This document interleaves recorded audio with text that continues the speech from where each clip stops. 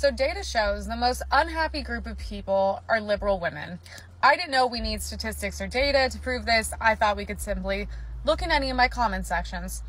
Right above that is liberal men. So my question is, if you guys are the most unhappy group of people in America, why would we listen to anything you have to say? And let's be realistic. Why are conservatives and Republicans genuinely much more happy? Well, we prioritize things like most of us have religion in our life. Most of us want to be married. We're not polyamorous with 19 mental disorders. We want to have children. We prioritize family, fitness, health. How is all this not common sense? And this also goes back to the whole thing of like conservatives are able to be friends with liberals. Liberals are not able to be friends with us. And I just think it comes from, there's a lot of things that contribute to this. We think they're wrong. They think we're evil. They think they're morally superior. But at the end of the day, I guess all it comes down to is I don't want to be friends with anyone who's unhappy and miserable. And usually when you're unhappy, you're usually not successful either. So works for me. Yeah, you kind of ruined everything at the end. I get that you don't want to be friends with someone, whoever that may be, but success should not be a determining factor. You got a little lucky and you made some money and now you're looking for friends who also made some money. Maybe you should have left that part out.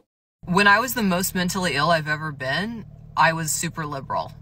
Every day I was suffering. I was on a fistful of medication. Things to go to sleep, things to stay awake, things to make me be able to talk to people. I don't know if you know my story, but whenever I healed it all with carnivore for 2 years and I got off of all medication and my mind became so clear, I was no longer liberal.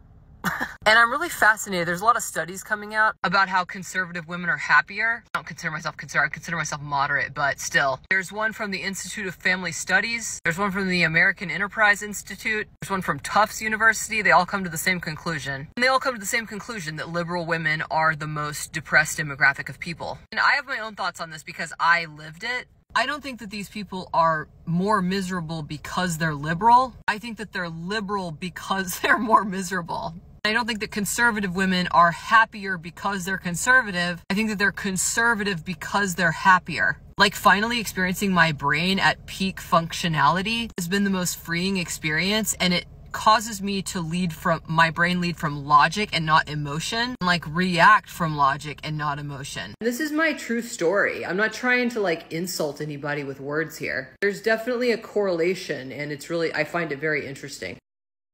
Well, according to some studies and weirdly enough articles written by women, marriage and cohabitation have very different effects on relationships from health to happiness. It's no longer a secret that the narrative being pushed on young women is to hate men, be scared of men, live in a victimhood mentality, and of course stay single for the rest of your life. That leads to only 37% of liberals are married while 56% of conservatives are married. According to a Pew research done in 2020, 56% of liberal white women aged 18 to 29 have been diagnosed with a mental health condition. Now, of course, we can choose to believe that they've got better with time, but we all know we'll be lying to ourselves.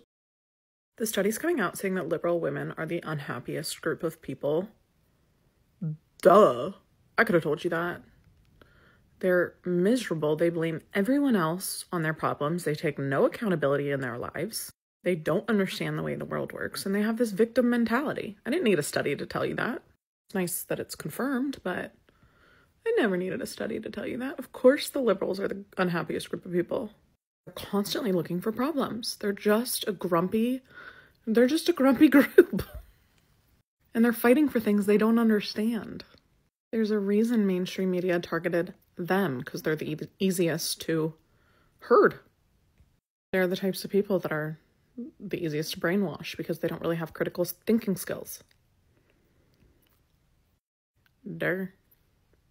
Well, that could very well be the case, but some Columbia professors have a different opinion. Before we get to see who they blame, I'll read this real quick. American adults who identify as politically liberal have long reported lower level of happiness and psychological well-being than conservative, a trend that mental health experts suspect is at least partly explained by liberals' tendency to spend more time worrying about stress-inducing topics like racial injustice, income inequality, pew violence, and of course climate change. But now back to the three Columbia professors. Who do they blame? The boogeyman, not the muffin, not the orange man. Come on now, seriously, who else? Do you know what else is not in the Constitution? Real quick, she's a doctor. Continue. Do you know what else is not in the Constitution? Your right to vote. Your right. Voting, voting, and voting. Remember, she's a doctor. Your right to marry. Marriage, marriage, marriage. She's a doctor. Right to privacy. Privacy, but she's a doctor. Your right to a fair trial by your peers. Fair trial, fair trial, fair trial, fair trial. This is a doctor. There is also no mention of women or any women's rights in the Constitution. I'm not saying that the Constitution is not important, but it is outdated. You have never read it, and you're a doctor.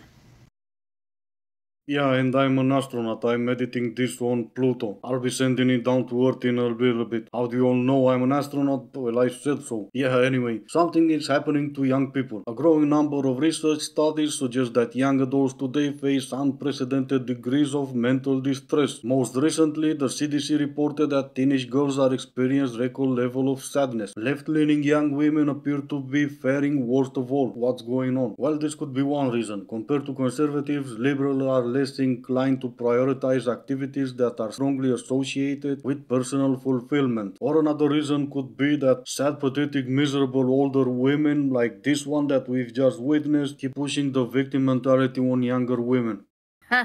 Not saying goodbye to you. I hope that each and every one of you went all the way to DC. I hope you found a very nice hotel there, and I hope you're enjoying all of the festivities minus, well, you won't be able to get to watch it except for at the detention center, so make sure you guys get there on time, okay? You don't want to be late, and you don't get to go to the parade, and you're not going to get cheaper groceries, and oh yeah, he's not going to be inaugurated, but there will be something for you guys to watch, I'm sure. Well, now look at what you've done. You just had to do it, didn't you? There's also some discussion now that I should apologize.